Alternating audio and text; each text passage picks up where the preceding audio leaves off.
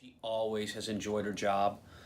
So what you're seeing out there is what she's done on most days, almost all days, which is just take a solid hold of the bridle, but not be over enthusiastic. And by that I mean not out of control.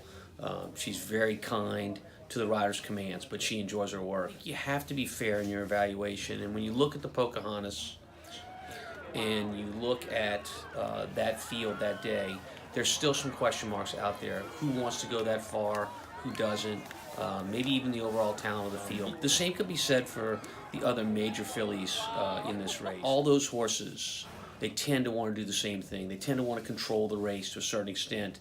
And if you watch the workout patterns of a number of these horses, I'm speaking more of the ones here in the Midwest, like my horse, like Restless Rider, you'll notice that their most recent works have been to keep off an opponent in the work. They have something to, what we call a target, and then try to make them finish up in the end. I think everybody realizes that going to the lead, which is what these horses have done in the past, may not be the method to win the race. They've got to show that their horse is kind and rateable. With all that speed in the race, something's got to give. So we're certainly working in that direction. We're not going to take anything away from our filly, but we want to make sure she's kind and rateable if that's what happens on Breeders' Cup Day. I think a lot has to do with post position. The race at Saratoga was coming back quickly off a maiden win at Indiana Grand, and it was done because we knew we had a good filly, but we didn't have a lot of things go right. It's a long trip up there.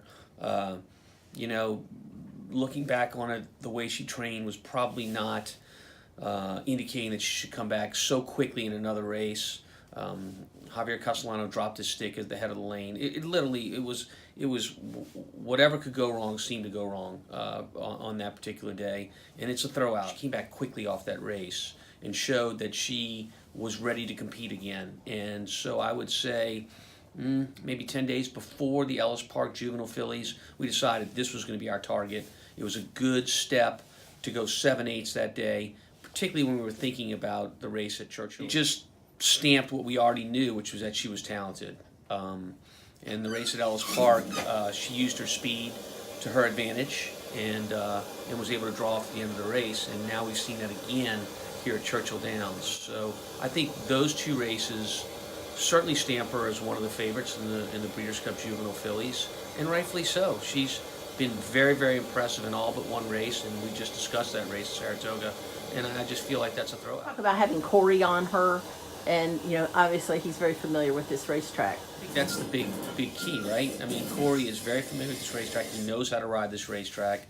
No matter what the nerves are before a big race like this, which I'm sure there'll be some, I think it helps to be in your own backyard. So, and that's exactly what he's doing. I know he's got a great deal of confidence in her, as we do. And so I feel very comfortable with Corey aboard. And if she'd win, that would be one of the, well, that'd be the story of Friday, one of the biggest of the weekend with Corey, with Shantel, you know, passing. And I don't want to take anything away from that. That's so true. In talking to Corey, it's almost something that he has hoped and prayed for, to have something that happens that he can turn to and then say, you know, this is a tribute to my wife, Shantel. And I think it's great. From a personal standpoint, I would love to see that. And then, of course, you know, let's just be frank. When it comes to these big races like this, the Derby, the Oaks, the Breeders' Cup, I'm a bit player. You know, I'm a fringe player, and I've run in those races. I've been long shots in all of them. This is an opportunity for our stable to step forward, and whoever wins this race is going to be the divisional champ. They'll be the champion 2-year-old filly in the United States. The idea that we have a chance to do that and we'll be one of the favorites in this race, that's exciting. And when you add the element of having Corey Lanerie and Shantel, his wife, who I knew very well, it just makes for a great storyline.